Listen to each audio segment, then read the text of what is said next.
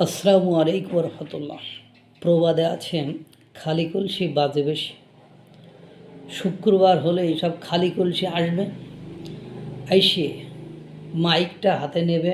আর সাংবাদিকদেরও আল্লাহর রহমতে বাংলাদেশে পাওয়া গেছে যে দেখে এই ধরনের নিউজ করলে ভিউজ বেশি হয়। ওরাম আসবে, আইসে মনে করেন দেশের মাইক তাদের হাতে দেবে।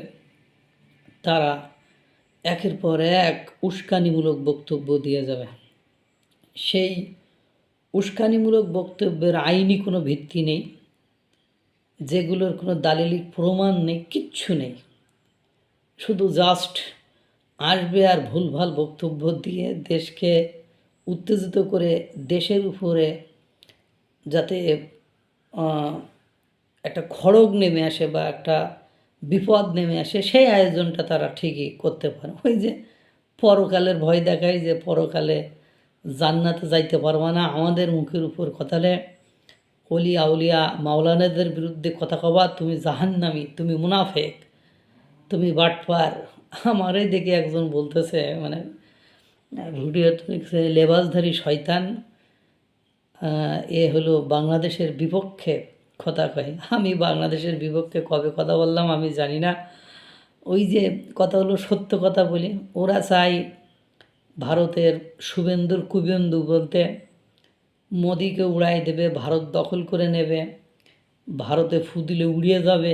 কয় তোরা অনুপ্রবেশ কী করবে, আমরাই প্রবেশ করে তোদেরকে দখল করে নেব।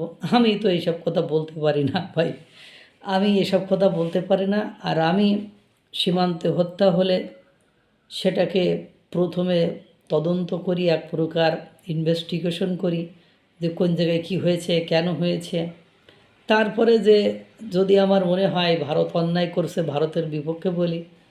আর যদি মনে হয় যে সুরা কারবারি করতে যে তাড়া খেয়ে তারা বিএসএফের উপরে আবার অস্ত্র শস্ত্র তারপরে পাথর ছুঁড়ে মেরেছে, তাই তারা অন্ধকারে গুলি করেছে বলে পড়ে মারা গেছে, তখন আমি তাদের পক্ষে কথা বলি। আর এটাই আমার অন্যায়, তাতে আমার যায় আসে না। সত্যই আপনারা জানেন সর্বশেষ ব্রাহ্মণবাড়িয়ায় 8ই মে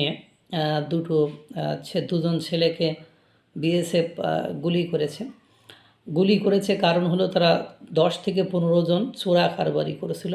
অন্ধকারে যখন তাদের এই চোরা কারবারির দেখতে পায়, তাদেরকে যখন ধাওয়া করে বিএসএফ, তখন তারা উল্টো পাতা ছুঁড়ে মারে।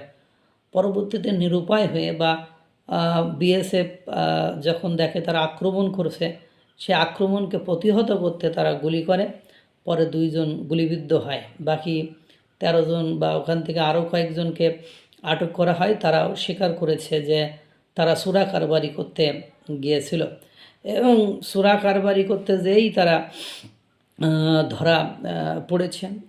বাংলাদেশের পরবর্তীতে তাদেরকে হাসপাতালে নিলে আর ডাক্তার তাদেরকে মৃত ঘোষণা করে। পরবর্তীতে লিগাল প্রসিজারের মাধ্যমে, প্রক্রিয়ার মাধ্যমে আপনার বাংলাদেশের বিজিবি এবং ভারতের বিএসএফ তাদের কমান্ডার বা লেফটেন্যান্ট কর্নেলের মাধ্যমে লাশ হস্তান্তর করে বাংলাদেশ। এবং বাংলাদেশের বিজিবিও স্বীকার করেছে, হ্যাঁ তারা চোরা কারবারির সাথে সম্পৃক্ত ছিল, 10-15 জন, এটা তারাও স্বীকার করেছে। এখন কথা হলো যে চোরের পেছনে ছুটে ছুটে বেড়াইব, আমরা আমাদের দেশে চোর আটকাইতে পারি না, আমরা সীমান্তে কাদের গুলি করব, বিজিবি কাদের গুলি করবে? ওরা তো আর সীমান্ত ক্রস করে আসে নাই। সীমান্ত ক্রস করে কি বাংলাদেশ সীমান্তে ঢুকে পড়েছে?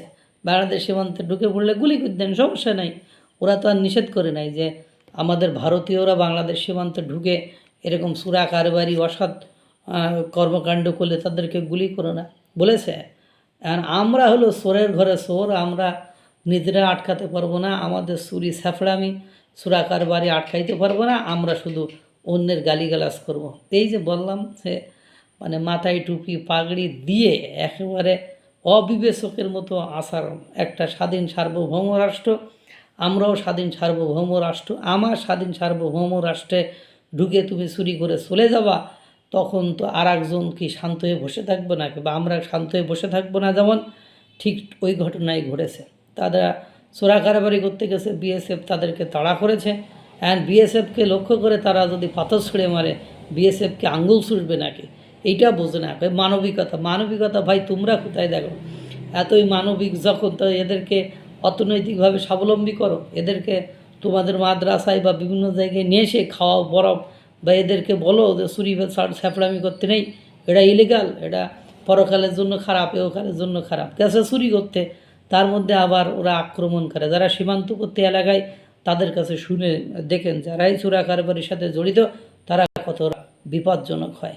আমি বলছি না যে এই হত্যাকে তারা এই মেরে ফেলাটাকে ভালো হয়েছে, কিন্তু দুর্ভাগ্য হলো সত্য যে আপনি করবেন চুরি চুরি, আবার বাজাবেন গলা, হ্যাঁ, আবার একটা দেশের প্রধানমন্ত্রী মর্যাদার মুখ্যমন্ত্রীকে আপনি কুবেন্ধু বলবেন, আপনি তাকে গালিগালাজ করবেন, তার ভারতের মতো একটা রাষ্ট্রের, বিশ্বের সবচেয়ে গণতান্ত্রিক রাষ্ট্রের প্রধানমন্ত্রীকে মাইক নিয়ে মসজিদের সামনে দাঁড়ায় আপনি উগ্রপন্থী টাইপের কথা বলবেন, তাকে উড়াই দেবেন, ভারতে ঢুকে প্রবেশ করে ভারত দখল করে নেবেন। এইসবের কারণেই তো সীমান্তবর্তী অঞ্চলে আমাদের এইসব অশান্ত পরিবেশ, এবং আমাদের কারণে অন্য দেশে থাকা মানুষগুলো বিপদে পড়ে। আমাদের মুখটা অন্ততপক্ষে মানে একটু নিয়ন্ত্রণ করা উচিত। আল্লাহ তাআলা সকলকে ভালো রাখুক, সুস্থ রাখুক। আসসালামু আলাইকুম ওয়া রাহমাতুল্লাহ।